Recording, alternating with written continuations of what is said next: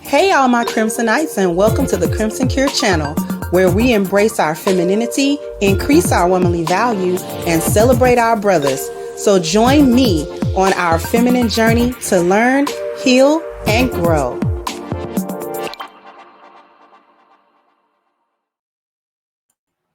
Hey there, my Crimsonites, and welcome to the Crimson Cure channel. I'm your hostess, femininity coach, and author of the Crimson Cure, and this is my perspective. So we got some content. This has been going viral of this lady that does street interviews. You know how they ask random people on the street different questions. And this one ended violently, actually. The lady that was conducting the interview ended up getting a 2-piece with a biscuit and a little bit of coleslaw on the side. And what's mostly floating around is just the end result, where she gets hit. What's not being talked about so much is the conversation that led up to that. So before I give my analysis of this situation and my opinion on it, we're going to play these clips. Now, I'm going to read this blurb about it. Okay, so Keisha Gale, I'm assuming this is the lady's name, conducting random street interviews. Oh, no. That's the lady that wrote the article. My apologies. Conducting random street interviews in New York can already be a gamble, but when you're touching hot button issues like baby deletions, things can flip real fast. And for 23-year-old pro-life activist and reporter Savannah Craven-Antau, I'm hoping I say her name right, that gamble turned into a wild, bloody reality. While speaking on camera for the advocacy group Live Action, Savannah approached a pro-choice woman to get her perspective on deletion rights. But what was supposed to be just another passionate exchange turned violent within seconds. In the now viral clip, you can hear the woman say, "You don't understand the magnitude of having a child." Savannah came back with a heavy rebuttal, saying, "I'm not the one who admitted they would be okay with deleting babies in foster care and deleting children that have been abused. That was a moment." The woman replied, "That's not the point." And then out of nowhere, and I disagree that it was out of nowhere, delivered a string of punches straight to Savannah's face. And yes, each hit connected. Savannah ended up visibly stunned, her face bruised and leaking. So what we're going to do is we are actually going to play the clips back to back so that you can get some context about how this interview is being conducted in the first place. Because what it'll have you thinking is that she asked one or two questions and then got hit. And that's not really what happened. And even these clips are a shortened version of that conversation. So here we go. Two, just don't have sex then. Even as teens, people explore. And it's like, as funny as you want to be, people should still have the choice. I think that you just don't understand the magnitude of having a child. I'm not the one who admitted they would be okay with killing babies in foster care and killing children that have been abused. That's not the point. What I'm saying. That's really... Two, just don't have sex then. Stop holding. What's wrong with you? Stop holding. Stop my... You have a... Oh my god.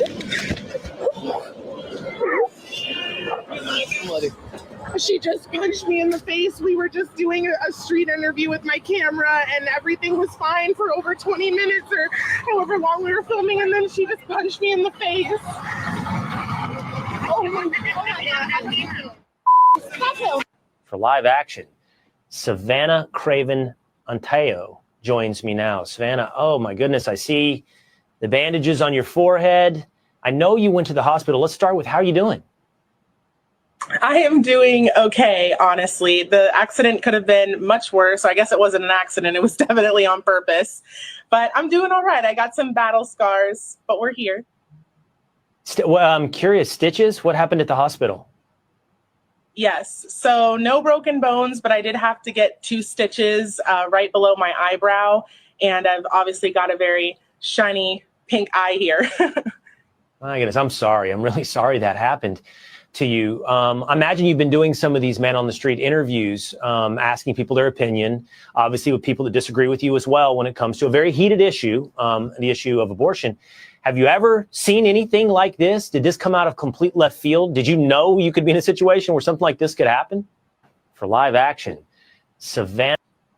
To other people, I've seen this happen, but it was in a moment where I never thought this was going to happen to me. I live here in the city, and I'm very used to dealing with out of control protesters and abortion supporters, but there was no lead up to this altercation. It was like we were having a conversation, and all of a sudden she just lets loose on my face. That was a very non-accountable retelling of that. Her saying that there was no lead up. Now, before I get to, because I got a couple of clips of this, before I get to the rest of it, I don't agree that the woman should have hit her. I don't agree with that. She could have walked away at any time if she felt like it was turning into an argument, or if she felt too heated about it, too passionate about it, or she was getting too mad. She could have just walked off. She could have walked off from that lady. She doesn't owe her an interview. She doesn't owe her to even continue the conversation. So I definitely don't agree in this particular situation to her hauling off and basically giving this woman a two-piece. However, with that being said, it wasn't from nowhere. Miss Savannah was being very antagonistic. She was being passive aggressive in the conversation. And everybody doesn't handle passive aggressiveness the same. Most people try to ignore it, or they act like the passive aggressiveness isn't happening, because when people engage in passive aggressive behavior, it is a manipulation tactic. It's a manipulative way to communicate, because what they're doing is they're antagonizing you. That's the aggression. They are saying things and doing things that they know are pushing your buttons.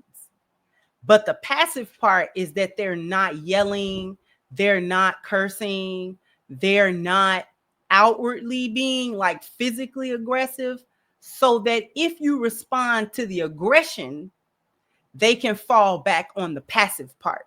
Well, I was just talking. Yeah, but you were saying things that got you a two-piece to the face. Yeah, you were just talking. A lot of people are just talking. You ever heard of the term fighting words? And Miss Savannah, unfortunately, was being very passive aggressive in the exchange that I saw. So give me a second, because I want to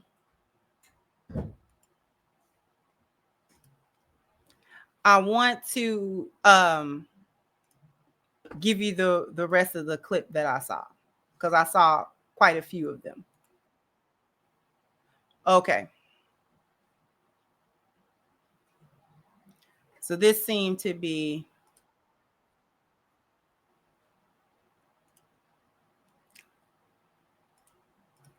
I think this is the beginning, because a lot of these clips are pretty much the same, but there was one in particular that I saw where there was more of the exchange prior to the fight. Such a good vibe. Should we kill the kids in foster care? Why not?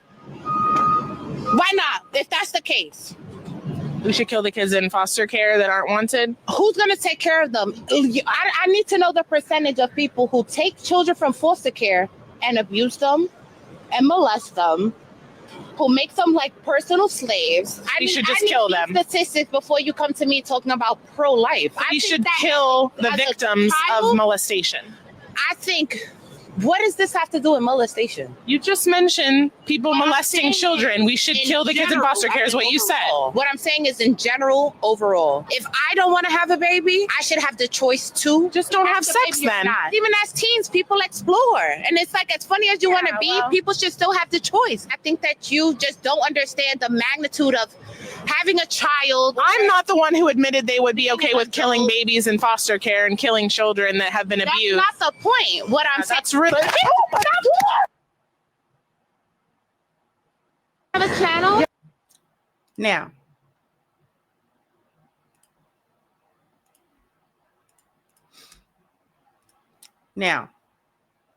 that was a little bit more context to this conversation. Miss Savannah was being passive aggressive. Here's the thing. Just like old girl could have walked off before she hit her, Miss Savannah was having this argument for clout and content.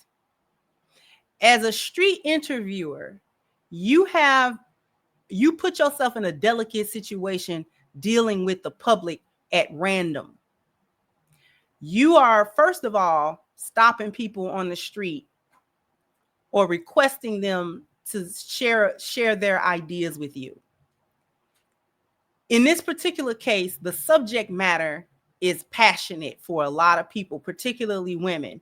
Whether you fall in the pro-choice or pro-life camp, this can easily start going to an argument. It's like stopping people and talking about religion, or stopping people and talking about politics. You know how people, they used to say, if you don't talk religion and politics in certain situations, if you want to keep it like social and friendly, because certain topics people become very passionate about, and they become passionate about it because it's attached to their values or it goes against their values, one of the two.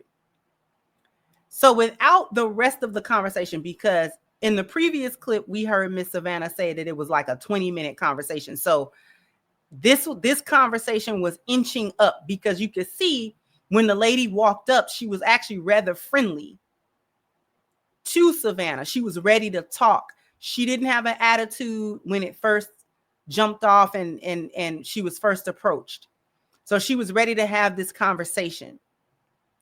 When you're a street interviewer, when you're an interviewer at all, unless you're doing shock jock interviewing, you really have the delicate job of evoking the emotion, but also de-escalating people, right? Because if you're genuinely trying to have a conversation, you don't want to push the buttons of people. You want to talk to them in a way where you can share the idea.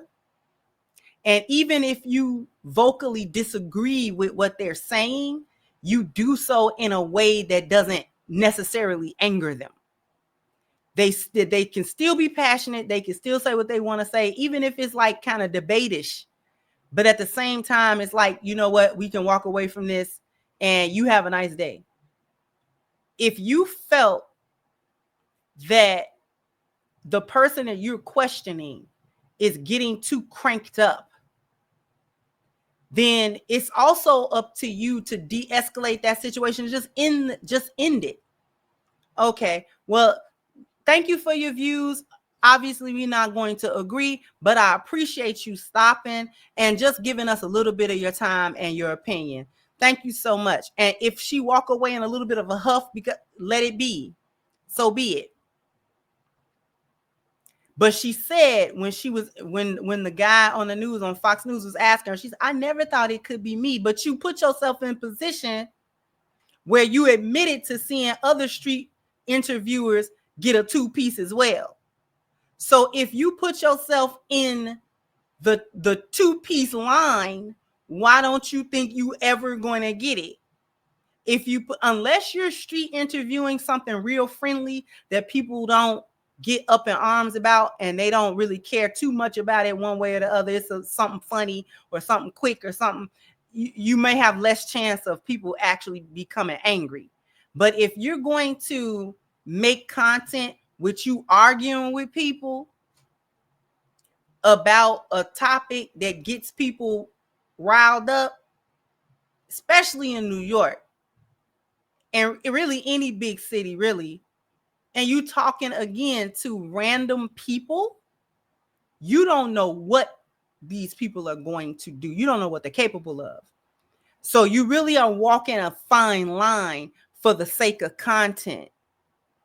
You putting yourself in an interesting position for the sake of content. Like, you can do it. I'm not necessarily against street interviews and things of that nature, but you just got to know what's going on. You got to be more aware of the fact that you were kind of antagonizing that lady as well. You never circled the conversation back to the original questions, whatever the original questions were. You were like, oh, so you're okay with offering the kids at the foster care, and you're okay, like, and you dealing with women. You're a woman and you're dealing with women. Both of y'all are like modern women. So you know there's not a whole lot of restraint and a whole lot of sense and discipline between the both of you. You know that. So you're being passive aggressive and antagonistic in the conversation. She isn't able to really articulate what she really trying to say. And then you're kind of interjecting.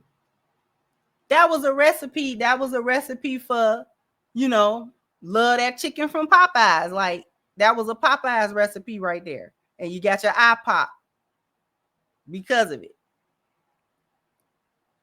I bet you'll watch who you talking to next time. Watch how you conduct these interviews. Watch how you talking to people. Everybody doesn't take kindly to the passive aggressive needling that a lot of women like to do in conversation. Let's just be honest. When women get into conversations, they like to do a lot of passive aggressive needling, poking, picking throughout the conversation, and then get surprised when somebody go off, when they get cussed out. And in this particular situation, when they get popped. Y'all gonna eventually learn how to communicate properly instead of trying to do stuff for clout and get under people's skin, especially face to face. It's one thing to be a keyboard warrior, and it's another thing to be on the street like you real brave, talking crazy to people. And then when they start talking crazy back, you don't even know how to pull back off of it. So both of them were, in conclusion, both of these chicks was being goofy. Both of them. And both of them should have walked. That one should have walked away. And the other one should have ended the interview before it got to that point. How you didn't see it coming? Oblivious. Not even situationally aware. You don't even know when somebody about to piece you up. Just goofy. In the street, goofy. Jump down in the comment section. Let me know what you think. Like, share, subscribe to the channel if you have not. Once again, I'm the hostess, The Crimson Cure, and this was my perspective. Bye-bye, Crimsonites.